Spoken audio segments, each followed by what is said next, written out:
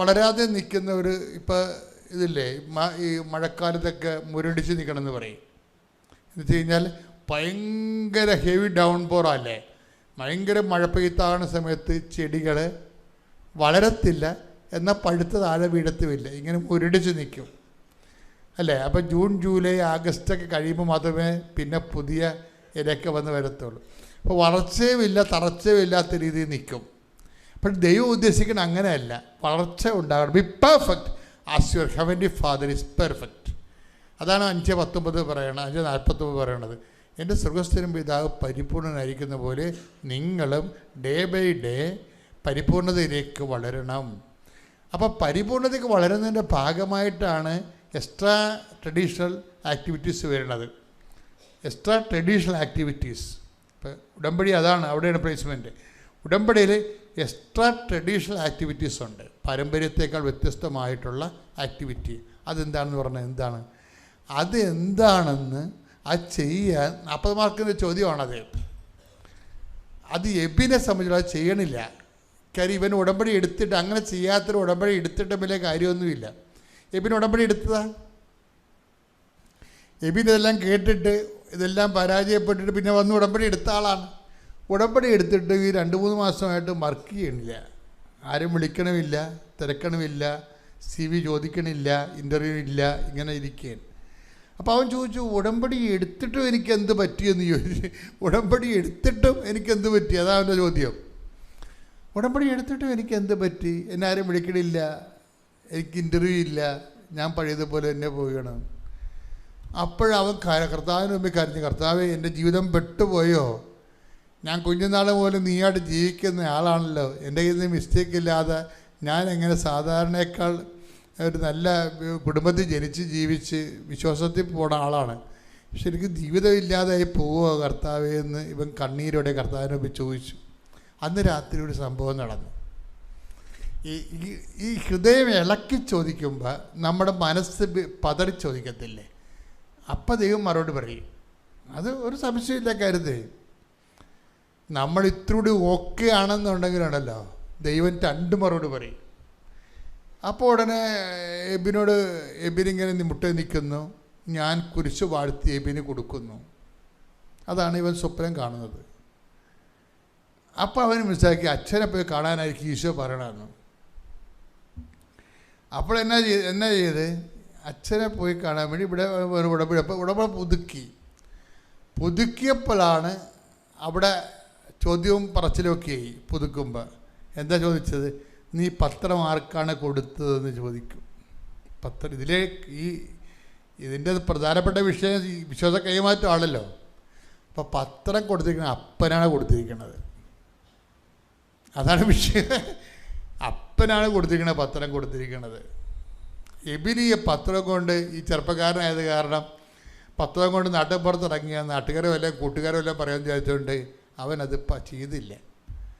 അപ്പം നമ്മുടെ വിഷയം, നമ്മൾ എത്ര ട്രഡീഷണലാണെന്ന് പറഞ്ഞാലും എത്ര വിശുദ്ധനാണെന്ന് പറഞ്ഞാലും ദൈവത്തിൻ്റെ മനസ്സ് ഒരു ഘട്ടം കഴിഞ്ഞാൽ പിന്നെ ഉള്ള പേയ്മെൻ്റ് എല്ലാം കർത്താവ് നേരിട്ട് നടത്തുന്ന വിഷയങ്ങളായതുകൊണ്ട് അതെല്ലാം വിശ്വാസ കൈമാറ്റത്തിലാണ്. വിശ്വാസ കൈമാറ്റത്തിന് ചിലപ്പോൾ തന്തക്ക് വിളി കേൾക്കും, തോന്നിവാസം പറയും, ആൾക്കാർ കളിയാക്കും, ആക്ഷേപിക്കും, മുറിവ് പറ്റും, കുറേ തരത്തിൽ കുറേ പ്രശ്നങ്ങളുണ്ടാവും. ഈ പ്രശ്നങ്ങളൊക്കെ അന്നേ കാളയെന്ന് പറഞ്ഞ് കാറിക്കൂവി നാട്ടുകാരെ വിളിച്ച് ഏൽപ്പിച്ചാൽ അതിന് ഉള്ള മാർക്ക് കൂടി പോവുകയും ചെയ്യും. അത് ഹൃദയത്തെ സംഗ്രഹിക്കാനേ പറ്റത്തുള്ളൂ. ആധ്യാത്മിക ജീവിതം വളരെ തന്ത്രപരമായിട്ട് ജീവിക്കേണ്ടതായ ജീവിതമാണ് ശരിക്കും പറഞ്ഞാൽ. അപ്പോൾ ഇവൻ അത് മനസ്സിലാക്കിയിട്ട് പറഞ്ഞ് ഇത് ഞാൻ കൊടുത്തോളാം എന്ന് പറഞ്ഞു. ഇത് ഞാൻ കൊടുത്തോളാം, അടുത്ത പ്രാവശ്യം വരെ ഞാൻ തന്നെ പോയി, ഭയങ്കര പാടുള്ള പരിപാടിയെ എന്നെ സംബന്ധിച്ചിടത്തോളം, എന്നാൽ ഞാൻ തന്നെ കൊടുത്തേക്കാമെന്ന് പറഞ്ഞ് അവൻ ഇവിടെ വന്ന് അച്ഛനെ കാണുമ്പോഴാണ് ഞാൻ ഈ കുരിശ് കൊടുക്കണത്. അപ്പോൾ 10 ലക്ഷം പരീക്ഷ പ്രാർത്ഥിച്ച കുരിശാണ് ഞാൻ കൊടുക്കണത്. അപ്പം ഞാൻ ഈ പരീക്ഷക്കാർക്ക് കൊടുക്കുമ്പോൾ അത് പറഞ്ഞേ കൊടുക്കത്തുള്ളൂ. മക്കളെ 2 ലക്ഷം പേര് പ്രാർത്ഥിച്ച കുരിശാണ് മക്കൾക്ക് തരണത്. മക്കൾക്ക് ഇതിൻ്റെ അകത്ത് 0 ഇൻവെസ്റ്റ്മെൻ്റ് ആയതുകൊണ്ടാണ് ഞാൻ നിങ്ങളോട് പറയണത്. കാരണം അവരെല്ലാം 16 വയസ്സ് 17 വയസ്സൊക്കെ, അവർക്ക് വലിയ അറിവൊന്നുമില്ലല്ലോ. അപ്പോൾ അവരോട് ഞാൻ പറഞ്ഞ് മനസ്സിലാക്കി കൊടുക്കും, മക്കൾ ഈ സമയത്ത് വിശ്വാസപ്രമാണം ചെല്ലണം, ഈശോനെ കൈ തരുന്നതാണ്. നിങ്ങൾക്ക് പറ്റാത്ത 2 കാര്യങ്ങൾ ഈശോയോട് പറയണമെന്നൊക്കെ പറയും. നിങ്ങളോട് വല്ല മുതിർന്നവരോട് ഞാനത് പറയത്തില്ല, പിള്ളേരോടൊക്കെയാണ് പറയത്തുള്ളത്. അപ്പോൾ ഞാൻ ഇന്ന പ്രാർത്ഥന ഇപ്പോൾ പ്രാർത്ഥിക്കാൻ പോണത്, അതിൻ്റെ അർത്ഥം ഇതാണ്, അപ്പോൾ നിങ്ങൾ ഇങ്ങനെ പറയേണ്ടത്, അതൊക്കെ പിള്ളേരോട് പറയും. കാര്യം എന്താണ്, അവർക്ക് നിങ്ങളോട് ഇൻവെസ്റ്റ്മെൻ്റ് ഇല്ലാത്ത ആൾക്കാരാണ്. അപ്പോൾ കാര്യം മനസ്സിലാക്കി അവരെ ചെയ്തോളൂ ഭംഗിയായിട്ട്. അപ്പോൾ അത് കൊടുത്തു കഴിഞ്ഞ് ആ കുരിശ് കിട്ടിയ രാത്രി പെട്ടെന്ന് UAE നിന്ന് അവനെ വിളിച്ചു. അതാണ് തടസ്സം, അതാണ് തടസ്സം മാറുമെന്ന് പറയണത്. ഇവൻ ഇവിടെ തീരുമാനം എടുത്തു, എന്താണ്, വിശ്വാസം കൈമാറാൻ തീരുമാനിച്ചു. അതായിരുന്നു അവൻ്റെ പിഴവ്. അതായിരുന്നു ആ തീരുമാനം ഞാൻ തന്നെ കൊടുത്തേക്കാം എന്ന് പറഞ്ഞ് അത് കറക്റ്റ് ചെയ്ത്, അപ്പോൾ ഞാൻ കുരിശ് കൈ കൊടുത്തപ്പോൾ ഈശോ അവൻ്റെ കൈ കിട്ടിയ പോലെയായി. അവൻ അന്ന് രാത്രി അത് വിതിൻ നോ ടൈമാണ്. അതായത് നമ്മളെപ്പോഴും എൻ്റെ മക്കളെ വിശ്വസിക്കണം. അങ്ങനെ കാലവിളംബം എന്ന് പറയുന്നത് ദൈവത്തിൻ്റെ നയപരിപാടിയുടെ ഭാഗമല്ല. കാലവിളംബം ഉണ്ടാക്കണം നമ്മളാണ്. Take the bed of God. ശ്രുതിക്കട്ടെ, ഹല്ലേലൂയ ഹല്ലേലൂയ ഹല്ലേലൂയ ഹല്ലേലൂയ.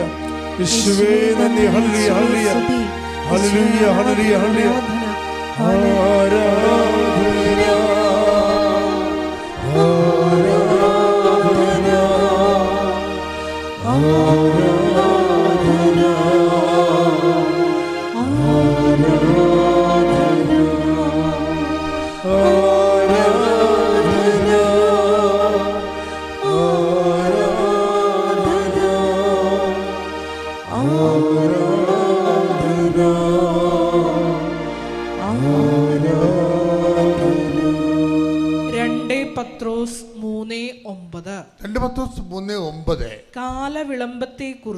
ആരാധന കാലവിളംബത്തെക്കുറിച്ച് ചിലർ വിചാരിക്കുന്നത് പോലെ കർത്താവ് തന്റെ വാഗ്ദാനങ്ങൾ പാലിക്കുന്നതിൽ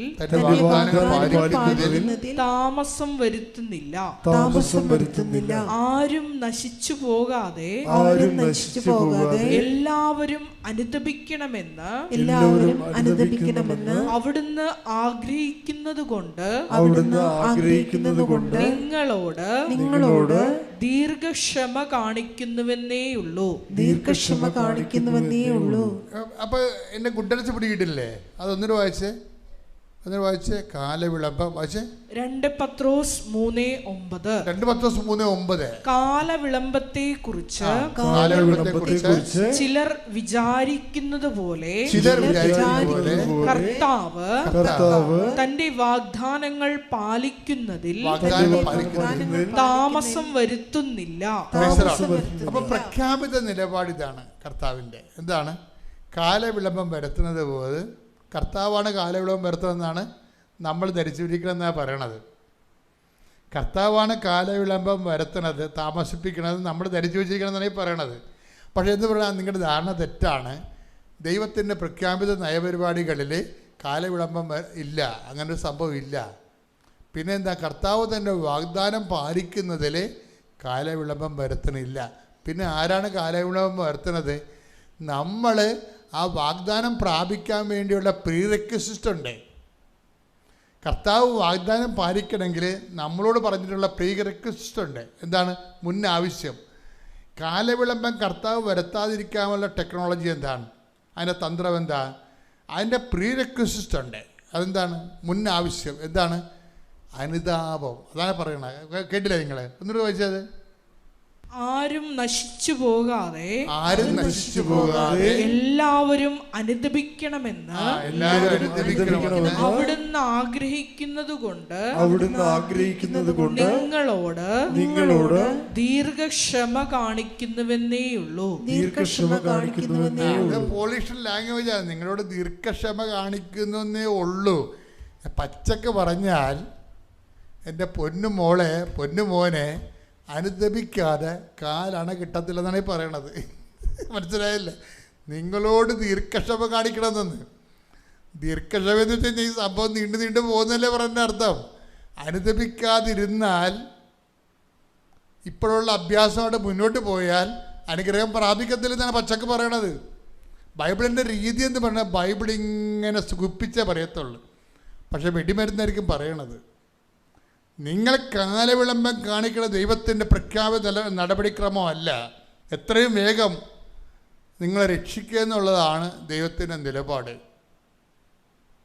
അപ്പോൾ ആ ദൈവത്തിൻ്റെ നിലപാട് രക്ഷിക്കുക എന്നുള്ളതാണെങ്കിൽ പിന്നെ എന്തുകൊണ്ട് അനുഗ്രഹം താമസിക്കണത്? അത് നിങ്ങളുടെ കയ്യിരിപ്പ് കൊണ്ടാണെന്നാണ് ഈ പറയണത്. അതിൻ്റെ അപ്പം നിങ്ങളുടെ വിഷയമാണ്, ദൈവമല്ല അനുദപിക്കേണ്ടത്, നമ്മളല്ലേ അനുദപിക്കേണ്ടത്. അപ്പം നിങ്ങൾ ചിന്തിക്കണം, കർത്താവ് നമ്മുടെ വിഷയത്തിൻ്റെ കാലവിളംബം വീട് കിട്ടണില്ലല്ലോ. എൻ്റെ പേര് ജിസ്മോൻ ജോസ്. ഞാൻ പാലാരൂപത കവയിക്കുന്ന് ഇടവകയിൽ വരുന്നു. ഞാൻ ആദ്യമായി ഇവിടെ വന്ന് ഉടമ്പടി എടുക്കുന്നത് ഓഗസ്റ്റ് 2, 2025 ഞാൻ പല പ്രാവശ്യം ഇവിടെ ഓട്ടം വന്നിട്ടുണ്ട്. പക്ഷേ ഒരിക്കലും ഞാൻ ഈ കൃപാസനത്തിൻ്റെ അകത്ത് കയറിയിട്ടില്ല. ഞാനിവിടെ തൊട്ടടുത്തുള്ള മാരാരിക്കുളം ബീച്ചിൽ അവിടെ നല്ല തണലാണല്ലോ ഓർത്ത് കാറ്റ് കൊണ്ട് നടക്കുന്നതായിരുന്നു ചെയ്തുകൊണ്ടിരുന്നത്. അങ്ങനെ ഞങ്ങളുടെ ജീവിതത്തിൽ പല പല പ്രശ്നങ്ങൾ കടന്നു വരാൻ തുടങ്ങി. അപ്പോഴാണ് യൂട്യൂബിനകത്ത് കൃപാസനത്തെക്കുറിച്ച് കൂടുതൽ കാണുകയും കൂടുതൽ സാക്ഷ്യങ്ങൾ കേൾക്കുകയും ചെയ്തത്. അങ്ങനെ ഞാൻ എൻ്റെ വൈഫിനോട് പറഞ്ഞു, നമുക്ക് കൃപാസനത്തിൽ പോയി ഉടമ്പടി എടുക്കണം, എങ്കിൽ മാത്രമേ നമ്മുടെ ജീവിതം രക്ഷപ്പെടുകയുള്ളൂ. അങ്ങനെ ഞങ്ങൾ 2-ാം തീയതി ഇവിടെ വന്ന് ഉടമ്പടി എടുത്തു. ഞങ്ങൾ ഒരുപാട് നിയമങ്ങൾ വെച്ചു, 6 നിയമങ്ങൾ വെച്ചു. പക്ഷേ മാതാവ് അതിൽ കൂടുതൽ ഞങ്ങൾക്ക് അനുഗ്രഹം തന്നു. അതിൽ ഇപ്പോൾ ഞങ്ങൾ കുറച്ച് അനുഗ്രഹങ്ങൾ മാത്രമേ ഇവിടെ പറയുന്നുള്ളൂ. എൻ്റെ കുഞ്ഞിന് ഇൻഫ്ലുവൻസ വൈറസ് പോസിറ്റീവായി വന്നു. ആദ്യം വൈഫിനാണ് വന്നത്. വൈഫിന് വന്ന 2-3 ദിവസത്തിന് ശേഷം കുഞ്ഞിന് പോസിറ്റീവായി. അപ്പോൾ രാവിലെ അമ്മ പറഞ്ഞു, കുഞ്ഞിന് നല്ല പനിയാണല്ലോ, ആശുപത്രി കൊണ്ടുപോകാൻ പറഞ്ഞു. ഞാൻ രാവിലെ കുഞ്ഞിനെ കൊണ്ട് ആശുപത്രി ചെന്ന് നോക്കിയപ്പോൾ 103 ഡിഗ്രി പനിയുണ്ട്. അപ്പോൾ ഡോക്ടർ പറഞ്ഞു കുഞ്ഞിനെ അവിടെ ആശുപത്രി അഡ്മിറ്റ് ചെയ്യണം. അപ്പോൾ വൈഫ് വീട്ടിലെ പനി കൂടുതലായി കിടക്കുന്നതോടെ ഞാൻ പറഞ്ഞു ആരുമില്ല ഹോസ്പിറ്റലിൽ നിൽക്കാനായിട്ട്. അങ്ങനെ എൻ്റെ നിർബന്ധത്തിൽ ഡോക്ടറെ വീട്ടിലോട്ട് വിട്ടു. എന്തെങ്കിലും പനി കൂടുതലാണെങ്കിൽ ഉടനെ തന്നെ തിരിച്ച് കൊണ്ടുവരണമെന്ന് പറഞ്ഞു. ഞാൻ വണ്ടിയിൽ നിന്ന് കുഞ്ഞിനെ ഇറക്കിയപ്പോൾ തന്നെ കുഞ്ഞിന് നടക്കാനോ ഒന്ന് ഭക്ഷണം കഴിക്കാനോ ഒന്ന് ഇരിക്കാൻ പോലും പറ്റുന്നില്ലായിരുന്നു. കുഞ്ഞ് കട്ടിലേക്ക് കയറി കിടന്ന് കരഞ്ഞു, അപ്പ എനിക്ക് ഒട്ടും മേല, എനിക്ക് പനി കൂടുതലാണ്, എൻ്റെ ശരീരമെല്ലാം തളർന്നു പോകുന്നു. ഞാനപ്പോൾ പറഞ്ഞു, നമ്മൾ ഉടമ്പടി ജീവിതത്തിലല്ലേ, നമുക്ക് ഉടമ്പടി വസ്തുക്കൾ വെച്ച് അമ്മ മാതാവിനോട് പ്രാർത്ഥിക്കാമെന്ന് പറഞ്ഞ് കുഞ്ഞിൻ്റെ അടുത്ത് നിന്ന് വിശ്വാസ പ്രമാണം ചൊല്ലി മനസ്താപ്രമാണം ചൊല്ലി കുഞ്ഞിൻ്റെ നെറ്റിയിൽ കുരിശ് വരച്ച് പ്രാർത്ഥിച്ചു. അപ്പോൾ അവൾ കിടക്കുന്നതിൻ്റെ മുകളിൽ ഒരു മഴവില്ല് കണ്ടു. ആ മഴവില്ലിൽ നിന്ന് പ്രകാശരശ്മി നേരെ അവളുടെ അടുത്തേക്ക് വരുന്നത് കണ്ടു. അപ്പോഴേ കുഞ്ഞ് കട്ടിൽ എണീറ്റ് പറഞ്ഞു എനിക്ക് ഛർദ്ദിക്കണമെന്ന്. കുഞ്ഞ് ഓടി വാഷ് ബേസിനിൽ ചെന്ന് നിറച്ച് ഛർദ്ദിച്ചു. അമ്മ പുറകെ ചെന്നു. ഞാൻ പറഞ്ഞു അവളെ പിടിക്കണ്ട, അവൾ ഛർദ്ദിച്ച് വന്ന് കിടന്നോളൂന്ന്. പക്ഷേ തിരിഞ്ഞു നിന്ന് കുഞ്ഞ് കൈകൊണ്ട് കാണിച്ചു, എൻ്റെ എല്ലാ പനിയും പോയി. ഞാൻ കിടന്നതിൻ്റെ മുകളിൽ അമ്മ മാതാവ് മഴവില്ലിൻ്റെ രൂപത്തിൽ വന്ന് എന്നെ തൊട്ടു എന്ന് പറഞ്ഞു. പിന്നെ കുഞ്ഞിനെ പനിച്ചിട്ട് പോലുമില്ല, മരുന്ന് പോലും കൊടുക്കേണ്ട ആവശ്യം വന്നില്ല. ആൻറ്റിവൈറൽ മരുന്ന് കൊടുക്കണമെന്ന് ഡോക്ടർ പറഞ്ഞ് തന്നുവിട്ട മരുന്നാണ്, അത് ഞങ്ങൾ ഉപയോഗിച്ചുമില്ല. പിന്നെ രണ്ടാമതായി അഖണ്ഡജമാല റാലിയിൽ പങ്കെടുക്കുമ്പോൾ എനിക്ക് നടക്കാനൊന്നും പറ്റുന്നില്ലായിരുന്നു. എനിക്ക് വയറിൽ നിന്ന് കാലിലോട്ട് നല്ല വേദനയായിരുന്നു. പിന്നെ എൻ്റെ കഴുത്തിലൊരു മുഴയുണ്ടായിരുന്നു. ഞാൻ റാലി കൂടി പ്രാർത്ഥിച്ച് നടന്നു, ജപമാല ചൊല്ലി. ആ റാലി കൂടി 2ാമത്തെ ദിവസം എൻ്റെ കഴുത്തിലെ മുഴയും പോയി, വയറിൻ്റെ വേദനയും പോയി. എനിക്ക് സുഖമായി നടക്കാം, ഒരു പ്രശ്നവുമില്ല. പിന്നെ ഒക്ടോബർ 7 എന്നൊരു ഡേറ്റ് ഞങ്ങളെ കാണിച്ചു തരുന്നുണ്ടായിരുന്നു. അങ്ങനെ ഒരു ദിവസം രാവിലെ ഡെയിലി ബ്രെഡ് കൂടുമ്പോൾ ജോസഫ് അച്ഛൻ ഞങ്ങളുടെ കുറേ കാര്യങ്ങൾ, ഞങ്ങൾ വെച്ച നിയോഗത്തിലെ കാര്യങ്ങൾ അച്ഛൻ അതിലൂടെ പറഞ്ഞു. അത് ഞാൻ എൻ്റെ വൈഫിൻ്റെ കൊടുക്കും, വൈഫ് പറയും. ആദ്യം തന്നെ പരിശുദ്ധ അമ്മ പ്രത്യക്ഷപ്പെട്ട ആൾത്താരി സാക്ഷ്യം പറയാൻ അനുഗ്രഹം നൽകിയതിന് അമ്മയ്ക്കും തിരുക്കുമാരനും കോടാനുകോടി നന്ദി. എനിക്കും എൻ്റെ ഹസ്ബൻഡിനും ഹ്യൂമൻ പാപ്പിലോമ വൈറസ് എന്നൊരു വൈറസ് ഞങ്ങളുടെ ശരീരത്തിൽ വന്നത് മൂലം ഞങ്ങളുടെ ജെനിറ്റൽ ഏരിയയിൽ അരിമ്പാറകളും മുഴകളും സിസ്റ്റുകളും എല്ലാം ഉണ്ടാകാൻ തുടങ്ങിയായിരുന്നു. ഞങ്ങൾ കുറേ ഹോസ്പിറ്റൽ വഴി കയറി ഇറങ്ങി നടന്നു. ഒരുപാട് കാശ് ഇതിനു വേണ്ടി ഞങ്ങൾക്ക് ചിലവായി. ഞാനൊരു വെറ്റിനറി ഹോസ്പിറ്റലിലാണ് വർക്ക് ചെയ്യുന്നത്. അവിടെ സർജറി എല്ലാം പിടിച്ചു വെച്ച് കഴിയുമ്പോഴത്തേക്കും ഞാൻ പെട്ടെന്ന് എനിക്ക് ഹോസ്പിറ്റലിൽ പോകണം, എമർജൻസിയാണ്, ഇതിൻ്റെ ബുദ്ധിമുട്ടുകളും പ്രയാസങ്ങളും ആണെന്ന് അവരോട് പറയുമ്പോൾ അതവർക്കൊരു പ്രയാസവും ആകുന്നുണ്ടായിരുന്നു. ഞങ്ങൾ വേഗം കാരിത്താസ് പോയി കഴിയുമ്പോഴത്തേക്കും സ്കിന്നിലുള്ളത് മേലത്തെ കാരിത്താസിലും വജനുള്ളിൽ ഗൈനക്കോളജിയുമാണ് നോക്കിക്കൊണ്ടിരുന്നത്. ഒരുപാട് സിസ്റ്റുകളും മുഴകളും ഉണ്ടായിരുന്നു. അരിമ്പാറകൾ ഓരോ പ്രാവശ്യം ക്വാർട്ടർ ചെയ്ത് കഴിയുമ്പോഴത്തേക്കും അതിൻ്റെ കൂടുതലായിട്ട് 7 ദിവസത്തിനുള്ളിൽ തന്നെ ഞാൻ ആൻറ്റിബയോട്ടിക് എല്ലാം കഴിച്ചു കഴിഞ്ഞാലും ഈ എണ്ണം പെരുകിക്കൊണ്ടിരിക്കുകയായിരുന്നു. ഇതുമൂലം ഡിസ്ചാർജുകളും ഇച്ചിങ്ങും എല്ലാം ഭയങ്കര കൂടുതലായിരുന്നു. എനിക്ക് ഭയങ്കര ബുദ്ധിമുട്ടായിരുന്നു. അത് കഴിഞ്ഞ് ഞങ്ങൾ ഓരോ ആഴ്ചയിലും ഹോസ്പിറ്റലിൽ കയറി ഇറങ്ങി നടക്കാൻ തുടങ്ങി. അങ്ങനെ ഞങ്ങൾ കുറേ സാമ്പത്തിക പ്രശ്നത്തിലൊക്കെയായി.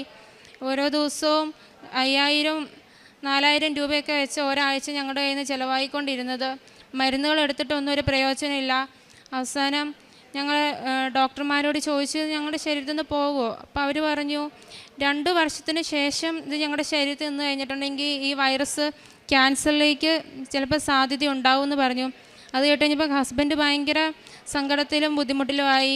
ഹസ്ബൻഡ് ജോലിക്കൊന്നും അങ്ങനെ പോകാതെയായി. വീട്ടിലിരുന്ന് എപ്പോഴും ഇതിനെപ്പറ്റി, കാരണം വേറെ ആരോടും ചോദിച്ചു കഴിഞ്ഞാൽ ഇതെന്ത് രോഗമാണെന്ന് പോലും ആർക്കും അറിയില്ല. ഇതിനെപ്പറ്റി പറഞ്ഞു തരാനൊന്നും ആർക്കും അറിയില്ല, ഞങ്ങൾക്കും അറിയില്ല.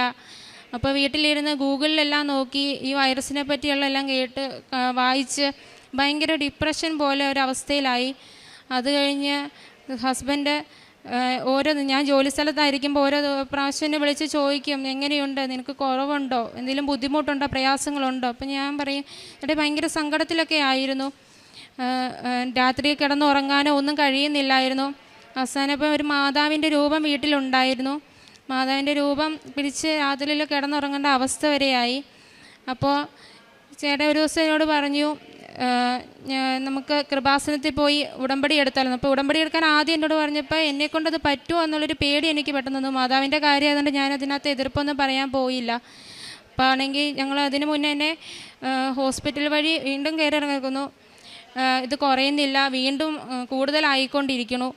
അപ്പോൾ അവസാനം കാരിത്താസ് ചെന്നപ്പം ഞങ്ങളുടെ ഗൈനക്കോളജി ഡോക്ടർ പറഞ്ഞു, നിങ്ങൾക്ക് വേറൊരു സ്കിന്നിൻ്റെ ഹോസ്പിറ്റലുണ്ട്, ഡോക്ടർ സ്കിൻ എന്ന് പറഞ്ഞിട്ട് ഹോസ്പിറ്റലിൽ ഏറ്റുമാനൂരുണ്ട്, നിങ്ങൾ അവിടെ ഒന്ന് കാണിച്ചു നോക്ക്, അവിടെയാണെങ്കിൽ ഒരു നല്ല റിവ്യൂ കിട്ടുന്നതാണ്, നിങ്ങൾ അവിടെ ചെല്ലാൻ പറഞ്ഞു. ഞങ്ങളങ്ങനെ അവിടെ ചെന്നു. ഞങ്ങൾ പേടിച്ചിരുന്ന ആ സിറ്റുവേഷനിൽ ഡോക്ടർ ഞങ്ങളോട് ഭയങ്കര ഒരു ആശ്വാസമായിട്ട് ഇതൊന്നും പേടിക്കേണ്ട, കുഴപ്പമില്ല എന്നാണ് ഞങ്ങളോട് പറഞ്ഞിരുന്നത്. അങ്ങനെ ഇപ്പം ഈ ഹോസ്പിറ്റലിൽ നിന്ന് ഞാൻ ലീവ് എടുത്ത് പോകുന്നതിൻ്റെ ഒരു പ്രശ്നം വേറെ കിടക്കുന്ന കഴിയുമ്പോഴത്തേക്കും ഡോക്ടർ ഞങ്ങളോട് ഇങ്ങോട്ട് പറഞ്ഞു, നിങ്ങളുടെ വീട് എവിടെയാണെന്ന് ചോദിച്ചു. ഞങ്ങൾ പറഞ്ഞു ഞങ്ങളുടെ വീട് പാലായിലാണെന്ന് പറഞ്ഞു. അങ്ങനെയാണെങ്കിൽ ഞാൻ മരിയൻ ഹോസ്പിറ്റലിൽ വരുന്നുണ്ട്, ചൊവ്വ വ്യാഴം ശനി ദിവസങ്ങളിലാണ് ഞാൻ വരുന്നത്, എന്നാൽ നിങ്ങൾ അങ്ങോട്ടേക്ക് വരാൻ പറഞ്ഞു. അപ്പോൾ തന്നെ ഞങ്ങൾക്കൊരു ആശ്വാസമായി. ഞങ്ങൾക്ക് ലീവൊന്നും കളയാതെ അവിടെ പോകാൻ പറ്റുമല്ലോ, എൻ്റെ ഹോസ്പിറ്റലിൽ എൻ്റെ ഡോക്ടർമാരെ അവർക്ക് ബുദ്ധിമുട്ടിക്കേണ്ട ആവശ്യത്തിനകത്ത് വരുന്നില്ലല്ലോ എന്ന് ഞാൻ കരുതി. ഞങ്ങളവിടെ ചെന്നു, പോഡോവാട്ടൊക്കെ അപ്ലൈ ചെയ്തു. എങ്കിലും ഇത് കുറച്ച് ദിവസം കഴിയുമ്പോൾ വീണ്ടും ഭയങ്കരമായിട്ടും കൂടിക്കൊണ്ടിരിക്കുക. ലാസ്റ്റ് ഒരു ഡോക്ടർ ഞങ്ങളോട് പറഞ്ഞു, ഇതിനകത്തൊരു സിസ്റ്റം ഉണ്ട്, 2-3 എണ്ണം ഉണ്ട്, എത്രയും പെട്ടെന്ന് എമർജൻസി ആയിട്ട് നിങ്ങൾ കാരിത്താസിലേക്ക് ചെല്ല്, അവിടെ ചെന്നിട്ട് ഇത് കോട്ടർ ചെയ്ത് കളയുമെന്ന് വെച്ചാൽ ഞങ്ങൾക്ക് ഇത് ചെയ്യാമെന്നുള്ളൊരു പരിധി ഉണ്ടെന്ന് പറഞ്ഞു. ഞങ്ങൾ പക്ഷേ പോയില്ല. ഞങ്ങൾ നേരെ വീട്ടിൽ വന്നു. വീട്ടിൽ വന്നു കഴിഞ്ഞപ്പം ഹസ്ബൻഡ് പറഞ്ഞു നമുക്ക് ഉടമ്പടി എടുക്കാമെന്ന് പറഞ്ഞപ്പോൾ ഞങ്ങളുടെ പരിചയത്തിലുള്ളൊരു ചേച്ചിയെ വിളിച്ചു, എങ്ങനെയാണ് ഉടമ്പടി എടുക്കുക എന്നെല്ലാം ചോദിച്ചു, മനസ്സിലാക്കി. അവർ ഞങ്ങൾക്ക് പ്രത്യക്ഷണ പ്രാർത്ഥനയെല്ലാം രാവിലെ ചൊല്ലുന്ന പ്രാർത്ഥനയെല്ലാം വാട്സപ്പിൽ അയച്ചു തന്നു. ഞങ്ങൾ വെളുത്ത് തീര് കത്തിച്ച് വെച്ച് രാവിലെ 5:30 എണീറ്റ് ഞങ്ങൾ ഉടമ്പടി എടുക്കുന്നതിന് മുന്നേ ഒരു ഒരുക്കമായിട്ട് ഞങ്ങൾ 2 ആഴ്ച മുന്നേ തന്നെ മാതാവിനോട് പ്രാർത്ഥിക്കാൻ തുടങ്ങി. അങ്ങനെ ഞങ്ങൾക്ക് ഒരു തടസ്സവും കൂടാതെ ഇവിടെ വന്ന് ഓഗസ്റ്റ് 2-ാം തീയതി 2025 ഞങ്ങൾക്ക് ഉടമ്പടി എടുക്കാൻ സാധിച്ചു. ഉടമ്പടി എടുത്തതിന് ശേഷം എനിക്ക് ഇൻഫ്ലുവൻസ പനി പിടിച്ചു കഴിഞ്ഞപ്പോൾ എനിക്ക് ഈ വാട്സ് എല്ലാം കൂടെ വീണ്ടും ഭയങ്കരമായിട്ടും അങ്ങ് കൂടിക്കഴിഞ്ഞ് ഇപ്പം ഡോക്ടർ ഇതിനേക്കാളും മുന്നേ ഒരു വലിയ അരിമ്പാറ എനിക്ക് ഉണ്ടായിരുന്നു. അപ്പം എന്നോട് കാരിത്താസിലെ ഡോക്ടർ പറഞ്ഞു ഇത് ഞങ്ങൾക്കിവിടെ കരിക്കാൻ പറ്റത്തില്ല, അത്രയും ഇത് വലുതായിരുന്നെന്ന് പറഞ്ഞു.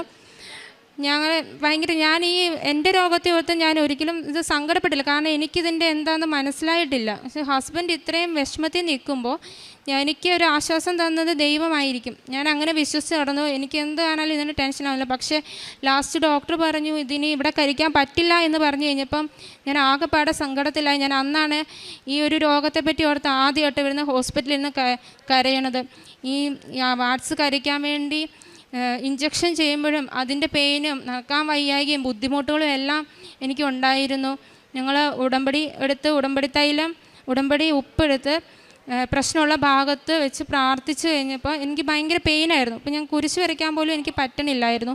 അപ്പോൾ ഹസ്ബൻഡും എൻ്റെ കുഞ്ഞും പറഞ്ഞു അമ്മ കരയണ്ട, നാളെ അമ്മയ്ക്ക് ഇതിനുള്ള സന്തോഷിക്കാനുള്ളവരുടെ ദൈവം വരുത്തും, മാതാവ് അതിന് സാധ്യമാക്കി തരുമെന്ന് പറഞ്ഞു. ഞാനാണെങ്കിൽ അത് വിശ്വസിച്ചു. എങ്കിലും ഞാൻ കുരിശ് വരെ ഒന്നും മുടക്കാനൊന്നും പോയില്ല. ഞാനത് പ്രാർത്ഥിച്ചു. ഞാൻ ഉച്ചവരെ ഞാൻ അവിടെ ആ ഏരിയയിൽ അത് കണ്ടായിരുന്നു. പക്ഷേ വൈകുന്നേരം ആയപ്പോഴേക്കും അതെവിടെ പോയെന്ന് പോലും എനിക്കറിയില്ല. ഒരു കോട്ടറി ചെയ്തതിനേക്കാളും നല്ല ഒരു പാട് പോലും ഇല്ലാതെ ആ അരിമ്പാറ മാതാവ് മാറ്റി തന്നു. അത് കഴിഞ്ഞ് ഞങ്ങൾ ഹോസ്പിറ്റലിലൊന്നും പോയില്ല. അപ്പം എന്നോട് ഞാൻ വർക്ക് ചെയ്യുന്നിടത്ത് ഡോക്ടർമാർ, എന്നോട് ഒരു ലേഡി ഡോക്ടറുണ്ട്, ഡോക്ടർ എന്നോട് ചോദിച്ചു, നിങ്ങൾ ഇതുവരെ എല്ലാ ആഴ്ചയിലും പോയിക്കൊണ്ടിരുന്നതല്ലേ, ഇതുവരെ നിങ്ങൾ ഹോസ്പിറ്റലൊന്നും പോയില്ല. ഞങ്ങളുടെ മാതാവ് അത് മാറ്റിത്തരും. എനിക്ക് എന്നോട് ഇടയ്ക്ക് ചോദിക്കും കുറയുന്നുണ്ടോ, അങ്ങനെ കുറയുന്നുണ്ടായിരുന്നു. പിന്നെ ഇൻഫ്ലുവൻസ വന്ന സമയത്ത് വാട്സ് കൂടി. പിന്നെ എനിക്ക് നിൽക്കുമ്പോഴെല്ലാം ഒരു ഭയങ്കര അസ്വസ്ഥ, എവിടെയെങ്കിലും കിടക്കാൻ തോന്നുന്നു. ഡിസ്ചാർജ് ഭയങ്കര കൂടുതൽ. ഞങ്ങൾ ഉടമ്പടി പൂർത്തിയാകുന്നതിന് മുന്നേ ജോസഫ് അച്ഛനെ കാണാൻ ഞങ്ങൾക്ക് പറ്റുമെന്ന് തോന്നില്ല. ഞങ്ങൾ വരുന്ന വഴിക്കെല്ലാം വിശ്വാസ പ്രമാണം ചൊല്ലി പ്രാർത്ഥിച്ച് ഞങ്ങളിവിടെ വന്നു. ഇവിടെ വന്നു കഴിഞ്ഞപ്പോൾ ആണെങ്കിൽ ഞങ്ങൾക്ക് ജോസഫ് അച്ഛനെ കാണാൻ പറ്റി. അച്ഛൻ ഞങ്ങളുടെ തലയിൽ കൈ വെച്ച് പ്രാർത്ഥിക്കുകയും കാശുരൂപം നൽകുകയും തൈലം തരികയും ഞങ്ങൾ പ്രശ്നമുള്ള ഭാഗത്ത് വിശ്വാസ പ്രമാണം ചൊല്ലി പ്രാർത്ഥിച്ചതിൻ്റെ ഫലമായി എനിക്ക് ഡിസ്ചാർജ് അങ്ങ് കുറഞ്ഞു. എങ്കിലും വാട്സ് എല്ലാം പിന്നെയാണ് പതിയെ കുറയാൻ തുടങ്ങി. ഒക്ടോബർ 7-ാം തീയതി അച്ഛൻ രാവിലെ ഡെയിലി ബെഡ് പ്രാർത്ഥനയിൽ അരിമ്പാറകളും സിസ്റ്റുകളും മുഴകളും ഞങ്ങൾ ആദ്യം വെച്ച നിയോഗം തന്നെ അതായിരുന്നു. അച്ഛൻ ഞങ്ങൾ പ്രാർത്ഥിച്ചു. അങ്ങനെ ഞങ്ങളുടെ കാര്യമാണെന്ന് വിശ്വസിച്ച് ഞങ്ങൾ പ്രാർത്ഥിച്ച് എന്ന് കഴിഞ്ഞപ്പം എനിക്കത് കുറഞ്ഞു. ഒരു ഫൈനൽ ചെക്കപ്പിനായിട്ട് ഞങ്ങൾ കഴിഞ്ഞ ദിവസം ഹോസ്പിറ്റലിൽ ഒന്ന് പോയി. 90 ദിവസത്തിനിടയ്ക്ക് 90 ദിവസം കഴിഞ്ഞാണ് ഞങ്ങൾ ഹോസ്പിറ്റലിൽ പോകുന്നത്. ഡോക്ടർമാർക്ക് ഭയങ്കര അത്ഭുതമായിപ്പോയി. ഇത്രയും കൂടുതലായി നിന്നത് ഇതെങ്ങനെ ഇത് ഇത്ര പെട്ടെന്ന് പോയെന്നാണ് അവർ ഞങ്ങളോട് വെച്ചത്. ഡോക്ടർ പറഞ്ഞു, നിങ്ങളുടെ വിശ്വാസം എവിടെയാണോ, ഞങ്ങൾ ഇവിടുത്തെ കാര്യമെല്ലാം പറഞ്ഞു, ഞങ്ങൾ ഉടമ്പടി എടുത്ത് പ്രാർത്ഥിച്ചാണ് ഞങ്ങളുടെ ഇതെല്ലാം മാറിയതെന്ന് പറഞ്ഞു. അവർ പറഞ്ഞു, നിങ്ങളുടെ വിശ്വാസം എവിടെയാണോ അവിടെ നിങ്ങൾ ഉറച്ച് വിശ്വസിക്കാമെന്നാണ് പറഞ്ഞത്. ഗൈനക്കോളജി ഡോക്ടർ പറഞ്ഞു, നിങ്ങളെ ഞാൻ എവിടെ പോയെന്ന് ഞാൻ നോക്കിയിരിക്കുന്നത്, എമർജൻസി ആയിട്ട് വിളിച്ച് നിങ്ങളോട് മറ്റേ ഡോക്ടർ ചെയ്യണമെന്ന് പറഞ്ഞ കാര്യമാണ്. അപ്പം ഞാൻ നിങ്ങൾ എവിടെ പോയെന്ന് കരുതിയെന്ന് ഡോക്ടർ പറഞ്ഞു. പക്ഷെ നോക്കിക്കഴിഞ്ഞപ്പോൾ ആ ഡോക്ടർക്കും ഭയങ്കര, ഒരു മുസ്ലിം ഡോക്ടറാണ്, പക്ഷെ ഡോക്ടർക്ക് പോലും ഭയങ്കര അത്ഭുതമായി പോയി. പിന്നെ അഖണ്ഡ ജപമാല റാലി പങ്കെടുക്കണമെന്ന് ഭയങ്കര ആഗ്രഹമായിരുന്നു. അപ്പോൾ അതിനൊരു തടസ്സവും കൂടാതെ വരാതിരിക്കാൻ വേണ്ടി ഞാൻ ഇന്ന് പ്രത്യക്ഷീകരണ പ്രാർത്ഥന ചെല്ലുമ്പോൾ പ്രാർത്ഥിക്കുമായിരുന്നു. പക്ഷേ എനിക്ക് വരുന്നതിൻ്റെ തലേദിവസം 2 മാസം പീരീഡ്സൊക്കെ ആവാതിരുന്ന് ഭയങ്കര ബ്ലീഡിങ്ങും കാര്യങ്ങളും എല്ലാം ആയിരുന്നു. അപ്പം എങ്കിലും ഞാൻ വരുമെന്ന് വെച്ച് വിശ്വസിച്ച് പ്രാർത്ഥിച്ചുകൊണ്ടിരുന്നു. മാതാവ് അതിനുള്ള സൗകര്യങ്ങളും, ഞങ്ങൾ അർത്തുങ്കൽ വണ്ടി ഇട്ടിട്ട് ഞങ്ങൾ ചേർത്തലയിൽ നിന്ന് ഇവിടെ ബസ് കയറും. ഞങ്ങൾക്ക് ആ ബസ് കിട്ടാൻ പോലും അമ്മ ക്രമീകരണം ഒരുക്കി തന്നു. എനിക്ക് ഹസ്ബൻഡിന് നടക്കാനൊന്നും വയ്യായിരുന്നു ആ സമയത്ത്, കഴുത്തിലൊരു തടിപ്പും എല്ലാം ഉണ്ടായിരുന്നു. ആ സമയത്ത് ഞങ്ങളാണെങ്കിൽ ഒരു 10 മിനിറ്റ് 2 സ്ഥലങ്ങളിൽ ഇരുന്നു. അത്രയും മാത്രമേ ഞങ്ങൾക്കൊരു ഇതുണ്ടായുള്ളൂ. ഞങ്ങൾക്ക് വേറെ ക്ഷീണമോ കാര്യങ്ങളോ വിശപ്പോ ഒന്നും ഉണ്ടായില്ല. ആ ഉടമ്പടി അഖണ്ഡ ജപമാല റാലി പൂർത്തീകരിക്കാൻ ഞങ്ങൾക്ക് മാതാവ് അനുഗ്രഹം തന്നു. ഞങ്ങൾ കറക്റ്റ് അർത്തുങ്കൽ എത്തിക്കഴിഞ്ഞപ്പോൾ ഞങ്ങൾക്ക് പള്ളി നിറഞ്ഞ ആൾക്കാരാണ്, ഞങ്ങൾക്ക് കയറാൻ പറ്റുമോ എന്ന് പോലൊരു ചിന്തയായിരുന്നു ഞങ്ങൾക്ക്. പക്ഷെ ഞങ്ങൾ കയറാൻ പോകുന്നതിന് ഉള്ളിൽ തന്നെ ആൾക്കാർ ഒരു 4-5 പേര് ഇറങ്ങി വഴി മാറി ഞങ്ങൾക്ക് അവിടെ കയറി ആരാധനയിൽ പങ്കെടുക്കാനുള്ളൊരു അനുഗ്രഹം മാതാവ് ഞങ്ങൾക്ക് തന്നു. മമ്മിക്ക് എന്ത് ഭക്ഷണം കഴിച്ചാലും ഛർദി ഉണ്ടായിരുന്നു. ഉടമ്പടി തേനും ഉപ്പും എല്ലാം കൊടുത്ത് ഞങ്ങൾ പ്രാർത്ഥിച്ച് കഴിഞ്ഞപ്പോൾ നമുക്ക് പള്ളിയിലൊന്നും പോകാൻ പറ്റില്ലായിരുന്നു. പ്രാർത്ഥിച്ചതിൻ്റെ ഫലമായിട്ട് മമ്മിയുടെ ഛർദിയെല്ലാം മാറി പള്ളിയിലെല്ലാം പോകാനുള്ള അനുഗ്രഹം മാതാവ് ഞങ്ങൾക്ക് നൽകി. പിന്നെ എൻ്റെ കുഞ്ഞിന് ഇവളെ മത്സരവും എക്സാം എല്ലാം കൂടെ ഒരുമിച്ച് വരുന്നതുകൊണ്ട് ഇവൾക്ക് പഠിക്കാനുള്ളൊരു സമയം ഭയങ്കര കുറവായിരുന്നു. എങ്കിലും ഇവളാണെങ്കിൽ ഞങ്ങൾ കാണാതെ നമ്മൾ പ്രാർത്ഥിക്കുന്ന സമയത്ത് മാതാവിൻ്റെ പച്ചത്തിരിന്ന് നീലത്തിരിന്ന് ഒരു ചെറിയ പീസ് ഇവളുടെ ഉടുപ്പിനുള്ളിൽ ഇവൾ വെച്ചിട്ട് പോയി. ഇവളാണെങ്കിൽ ഇവളെ പറഞ്ഞു, ഇവൾക്ക് ചെല്ലുന്ന സമയത്ത് ഇവൾക്ക് ഒന്നും അറിയില്ലായിരുന്നു, എന്താ അവിടെ എഴുതണ്ടേന്ന് ഒന്നും അറിയില്ലായിരുന്നു. പക്ഷെ പെട്ടെന്ന് ആരോ പറഞ്ഞു തരണ പോലെ ഇവൾ എഴുതിയ. അങ്ങനെ അവൾക്ക് പാലാ മുനിസിപ്പാലിറ്റിയിൽ അവൾക്ക് പങ്കെടുത്ത് ഇതിൽ സമ്മാനം കിട്ടി, ഫസ്റ്റ് തന്നെ കിട്ടി, ക്ലാസ്സിൽ ഫസ്റ്റ് കിട്ടി. ചേട്ടായിക്ക് കുറേ അടയാളങ്ങൾ കിട്ടുന്നുണ്ട്. ഞാൻ ഇവിടെ വന്നു കഴിഞ്ഞപ്പോൾ തൊട്ട് എനിക്ക് കുംസാരിക്കുമ്പോൾ പാവത്തിൻ്റെ എണ്ണം കുറഞ്ഞു വരാൻ തുടങ്ങി. നേരത്തെ ഞാൻ കുംസാരിക്കുമ്പോൾ എനിക്ക് തോന്നുന്നത് അവിടെ ഇരുന്ന് ഈശോ കരയുമായിരുന്നെന്നാണ് തോന്നുന്നത്. ഉടമ്പടി ജീവിതം നയിക്കാൻ തുടങ്ങിയപ്പോൾ തന്നെ എനിക്ക് ഒരു 10 പാവം ചെയ്തുകൊണ്ടിരുന്ന എനിക്കിപ്പം ഒരു 2 പാവമൊക്കെ മാക്സിമം ഉള്ളൂ. അതുപോലെ 2 ആഴ്ച കൂടുമ്പോൾ എനിക്ക് കുംസാരിച്ചില്ലെങ്കിൽ ഭയങ്കര ഒരു അസ്വസ്ഥയാണ്. അതുമല്ല, ഒരു നുണ പറഞ്ഞാൽ പോലും എനിക്ക് പിറ്റേ ദിവസം പോയി കുംസാരിക്കാൻ ചെന്നില്ലെങ്കിൽ എനിക്ക് ഭയങ്കര അസ്വസ്ഥതയാണ്. കുർബാന സ്വീകരിക്കാൻ എനിക്ക് പറ്റുകയില്ല. ഞാനങ്ങനെ 2 ദിവസം കൂടുമ്പോഴൊക്കെ പോയി കുംസാരിക്കാൻ തുടങ്ങി. അപ്പോൾ അച്ഛൻ എന്നെ ഇങ്ങനെ നോക്കി, അപ്പം ഞാൻ പറഞ്ഞു, അച്ഛാ ഞാൻ മരീൻ ഉടമ്പടിയിലാണ്, എനിക്ക് കുഞ്ഞു പാവം പോലും എൻ്റെ മനസ്സിലിട്ട് എനിക്ക് കുർബാന പങ്കുകൊള്ളാൻ സാധിക്കുന്നില്ലെന്ന് പറഞ്ഞു.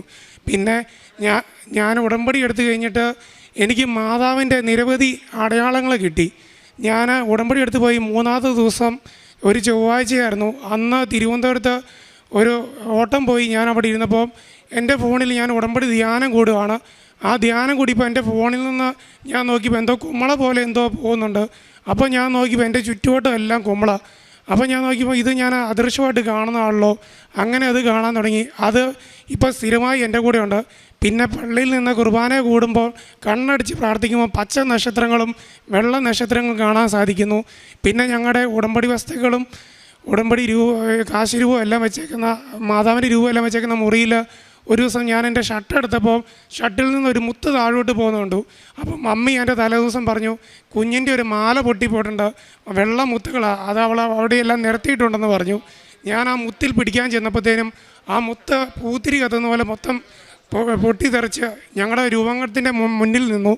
അപ്പോൾ ഞാനവിടെ നിന്ന് ഉറക്കെ കരഞ്ഞു, പാവിയായ എൻ്റെ അടുത്ത് എൻ്റെ അമ്മമാതാവ് വന്നല്ലോ എന്ന്. പിന്നെ എനിക്ക് വെള്ള നക്ഷത്രങ്ങൾ കാണാൻ സാധിക്കുന്നുണ്ടായിരുന്നു. അപ്പോൾ ഞാൻ ഉടമ്പടി കാശരൂപം എൻ്റെ കൈ പിടിച്ച് പ്രാർത്ഥിച്ചുകൊണ്ടപ്പോൾ മമ്മി എന്നോട് ചോദിച്ചു, നീ എന്താണ് ആകാശത്തേക്ക് നോക്കിക്കുന്നത്? അപ്പോൾ ഞാൻ മമ്മിയോട് പറഞ്ഞു, 3 മണി സമയമാണ്. അപ്പോൾ മമ്മിയോട് ഞാൻ പറഞ്ഞു, ഞാൻ നക്ഷത്രം കണ്ടുകൊണ്ടിരിക്കുമെന്ന് പറഞ്ഞു. അപ്പോൾ മമ്മി എൻ്റെ അടുത്ത് വന്നിട്ട് പറഞ്ഞു, എന്നോടെ കാണിക്കാമോ? ഞാൻ പറഞ്ഞു, മമ്മി മനസ്താപരണം ചൊല്ലിയിട്ട് വിശ്വാസപ്രമാണം ചെല്ല്. എന്നിട്ട് മമ്മി ഉടമ്പടിക്കാശിലും എൻ്റെ കൈ പിടിച്ചു. മമ്മി എൻ്റെ കൈ പിടിച്ചു. മമ്മിക്ക് അത് കാണാൻ സാധിച്ചു. പിന്നെ എൻ്റെ കുഞ്ഞിന് കാണാൻ സാധിച്ചു. അപ്പോൾ എൻ്റെ ഭാര്യ പറഞ്ഞു, എനിക്കിത് കാണാൻ സാധിക്കുന്നില്ലല്ലോ. ഞാൻ പറഞ്ഞു, നീ വിശ്വാസപ്രമാണം ചൊല്ലി പ്രാർത്ഥിക്കുക. അങ്ങനെ എന്നിലൂടെ എൻ്റെ പെങ്ങളുടെ ഹസ്ബൻഡ്, അവിടെ അനിയത്തി, വൈഫിൻ്റെ അനിയത്തി, ഇവക്കെല്ലാം കാണാൻ സാധിക്കുന്നുണ്ട്. ഒരുപാട് അനുഗ്രഹങ്ങൾ മാതാവ് തരുന്നുണ്ട്. ഞങ്ങളുടെ തിരിയിൽ ഞങ്ങൾ വെച്ച രോഗാവസ്ഥയുടെ ആ അടയാളം മാതാവ് കാണിച്ചു തന്നു. അത് മെഴുകിൽ കാണിച്ചു തന്നു. അത് ഞാനവിടെ സിസ്റ്ററിനെ കാണിച്ചു. പിന്നെ ഹാർട്ടായിട്ട് ഒരുപാട് അടയാളം കാണിക്കുന്നുണ്ട്. പിന്നെ ജപമാല റാലി ഞങ്ങൾ ഇവിടുന്ന് പങ്കെടുത്തപ്പോൾ തന്നെ ഞങ്ങൾക്ക് ഒരു 7-8 സ്ഥലത്ത് ഞങ്ങൾക്ക് മുല്ലപ്പൂവിൻ്റെ സുഗന്ധാഭിഷേകം കിട്ടി. പിന്നെ ഞങ്ങൾ തിരിച്ച് ഇവിടുന്ന് കാറിൽ യാത്ര ചെയ്യുവാണ്. യാത്ര ചെയ്തുകൊണ്ടിരുന്നപ്പം ആദ്യം എൻ്റെ ചെവിയിൽ പരിശുദ്ധ മറിയമ്മേ ചെല്ലുന്ന സൗണ്ട് കേട്ടു. അപ്പോൾ ഞാൻ ഇവരോട് പറഞ്ഞു, നിങ്ങൾ ശ്രദ്ധിക്കുക, നിങ്ങൾ വിശ്വാസപ്രമാണം ചൊല്ലി ശ്രദ്ധിക്കുക, നിങ്ങൾക്കും കേൾക്കാൻ പറ്റുമെന്ന് പറഞ്ഞു. ഞങ്ങളുടെ കാറിൽ 4 പേരുണ്ടായിരുന്നു. ഞങ്ങൾ 4 പേരും അത് കേൾക്കാൻ സാധിച്ചു. ഇത് ഞങ്ങളുടെ അടുത്തുള്ള ചേച്ചിയാണ്. ചേച്ചിക്ക് കിട്ടിയ അനുഗ്രഹത്തെക്കുറിച്ച് ഇപ്പം പറയും. എൻ്റെ പേര് അനുമോൾ ജോസഫ്. ഞാൻ ഇസ്രയേലിന് പോകാനായിട്ട് പേപ്പർ വർക്കെല്ലാം നീക്കിക്കൊണ്ടിരിക്കുവാണ്.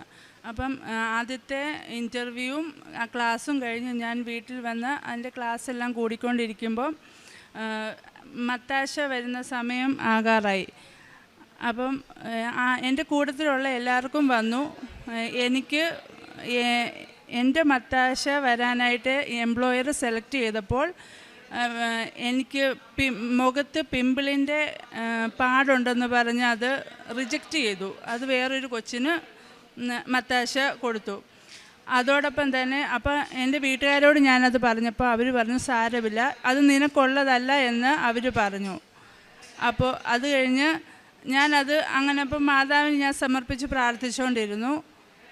അത് കഴിഞ്ഞപ്പോൾ വേറൊരു എംപ്ലോയർ എന്നെ സെലക്ട് ചെയ്തു. എനിക്ക് മത്താശ വന്നു. അത് മത്താശ വന്നു കഴിഞ്ഞപ്പോഴാണ് ഈ അഖണ്ഡ ജപമാലയെക്കുറിച്ച് ഞാൻ അറിയുകയും എൻ്റെ കൂട്ടുകാരി ചേച്ചിമാരെല്ലാം പറഞ്ഞു, നീ അതിന് പങ്കെടുക്കണമെന്ന് പറഞ്ഞു. പക്ഷേ എനിക്ക് ആഗ്രഹമുണ്ടായിരുന്നു, എനിക്കതിന് ഒരു സാഹചര്യം ഉണ്ടായില്ല. അപ്പോഴാണ് ഈ ഓഗസ്റ്റ് മാസത്തെ കൊന്തയിൽ വീടുകളിൽ കൊന്ത വയ്ക്കുമ്പോൾ ഒരു ഭവനത്തിൽ വെച്ച് ഇവർ വരികയും ഈ ജിസ്മോൻ എന്നോട് പറഞ്ഞു, ഞങ്ങൾ അഖണ്ഡ ജപമാലയ്ക്ക് പോകുന്നുണ്ട്, അനുചേച്ചിയും വരുന്നുണ്ടെങ്കിൽ വരാൻ പറഞ്ഞു. അപ്പോൾ തന്നെയാണ് ആ ഒരു നിമിഷത്തിലാണ് മത്താശ വന്നതും ഞാനത് അഖണ്ഡ ജപമാലയിൽ പങ്കെടുക്കാൻ തീരുമാനിച്ചപ്പോൾ എനിക്ക് മത്താശ എന്ന പേപ്പർ വരികയും ചെയ്തു. അഖണ്ഡ ജപമാല പങ്കെടുത്ത് പൂർത്തിയായി വീട്ടിൽ ചെന്ന് ഒരാഴ്ച കഴിഞ്ഞപ്പോൾ എനിക്ക് വിസയും വന്നു. അപ്പോൾ ഞാൻ ഇന്നാണ് ഞാൻ ആദ്യമായിട്ട് ഉടമ്പടി എടുത്തത്. ഉടമ്പടി എടുക്കുന്നതിന് മുമ്പ് തന്നെ ദൈവം മാതാവ് എന്നെ പ്രത്യേക രീതിയിൽ അനുഗ്രഹിച്ചു. പിന്നെ ഞങ്ങൾ പ്രേക്ഷിത പ്രവർത്തനമായിട്ട് എല്ലാ മാസവും ഇവിടുന്ന് കൃപാസന പത്രം മേടിച്ച് കൊടുക്കാറുണ്ട്. പിന്നെ ഞാൻ എല്ലാ ആഴ്ചകളിലും തന്നെ എനിക്കും വീട്ടിൽ നിന്ന് മാതാവ് ഇങ്ങോട്ട് വിളിക്കുന്ന പോലെ എനിക്ക് തോന്നും. ഞാനിപ്പോൾ അവിടുന്ന് ഒരു സ്കൂട്ടർ എടുത്ത് ഇങ്ങോട്ട് തന്നെ വരും. ഇവിടെ വന്ന് ഈ ആൾക്കാരുടെ മുന്നിൽ നിന്ന് കുറേ നേരം പ്രാർത്ഥിക്കും. ഇവിടുന്ന് പ്രാർത്ഥിച്ചിട്ട് പോകുമ്പോൾ എനിക്ക് മുല്ലപ്പൂവിൻ്റെ സുഗന്ധാഭിഷേകം എല്ലാം കിട്ടും. മാതാവ് എൻ്റെ കൂടെ വരുന്നതായിട്ട് എനിക്ക് തോന്നും. അങ്ങനെ ഞങ്ങൾ ഹോസ്പിറ്റലുകളിലും ബസ് സ്റ്റാൻഡുകളിലും, ഞാനൊരു ബസ് ഡ്രൈവറാണ്. ഞാൻ അത്യാവശ്യം പ്രൈവറ്റ് ബസ് ഓടിക്കുന്ന ആളാണ്, അറിയാമല്ലോ, എല്ലാവർക്കും അറിയാം. അത്യാവശ്യം സമയത്തിൻ്റെ പ്രശ്നങ്ങളെല്ലാം ഉണ്ടായിരുന്നു. ഞാൻ അലമുണ്ടാക്കിയ കൊട്ടാരം മറ്റേ ബസ് സ്റ്റാൻഡിലാണ് ഞാൻ ആദ്യം കൊണ്ടുപോയി പത്രം കൊടുക്കുന്നത്. അവിടെ നിന്നവർ എന്നോട് ചോദിച്ചു, 2 മാസം 3 മാസം മുന്നേ അല്ലേ നീ ഇതിൽ അലമുണ്ടാക്കി നടന്നത്? ആ അലമുണ്ടാക്കിയ ആൾക്കാണ് ഞാൻ ആദ്യം കൊണ്ട് കൃപാസനത്തിൽ നിന്ന് കിട്ടിയ ഈ പത്രം കൊണ്ട് കൊടുക്കുന്നത്. ഇപ്പോൾ ആരോടും ഒരു ദേഷ്യമില്ല, ഒരു പിണക്കുമില്ല, സന്തോഷമായിട്ട് ജീവിക്കാൻ പറ്റുന്നു. പിന്നെ കാരുണ്യപ്രവർത്തനങ്ങളായിട്ട് ഞങ്ങളുടെ അടുത്തൊരു അനാഥാലയമുണ്ട്. അവിടെ കൊണ്ട് അവർക്ക് ഫുഡിനുള്ള കാര്യങ്ങളും എല്ലാം ചെയ്തു കൊടുക്കുന്നുണ്ട്. പിന്നെ മറ്റുള്ളവരിലോട് മാതാവിനെക്കുറിച്ച് കൂടുതൽ വിശ്വാസം പ്രഘോഷിക്കാൻ എനിക്ക് താല്പര്യമാണ്. എപ്പോഴും മാതാവിനെക്കുറിച്ച് കാര്യങ്ങൾ പറയാനാണ് എനിക്ക് താല്പര്യം. മാതാവിനെക്കുറിച്ച് പറഞ്ഞില്ലെങ്കിൽ എൻ്റെ ഉള്ളിൽ എന്തോ ഒരു അസ്വസ്ഥത പോലെയാണ്. കാരണം ഞങ്ങൾ ഇന്നിവിടെ ഈ ജീവനോടെ ഇവിടെ നിൽക്കാൻ കാരണം തന്നെ മാതാവാണ്. കാരണം ഞങ്ങളുടെ കയ്യിൽ നിന്ന് ഈ രോഗാവസ്ഥ കാരണം ഞങ്ങളുടെ ജീവിതം തന്നെ കൈവിട്ട് പോയൊരവസ്ഥയായിരുന്നു. ഞാൻ ഫുള്ള് ഡിപ്രഷനിലായിരുന്നു. പക്ഷേ എന്നാണേലും എൻ്റെ മാതാവ് എന്നെ തിരിച്ചിങ്ങോട്ട് വിളിച്ച് എന്നെ ചേർത്ത് പിടിച്ച് ഇത്ര ഭാവിയായി എനിക്ക് ഇത്ര അടയാളങ്ങൾ അമ്മ മാതാവ് തന്നു. എൻ്റെ മാതാവിന് ഈശോയ്ക്കും 1 കോടി നന്ദി പറയുന്നു.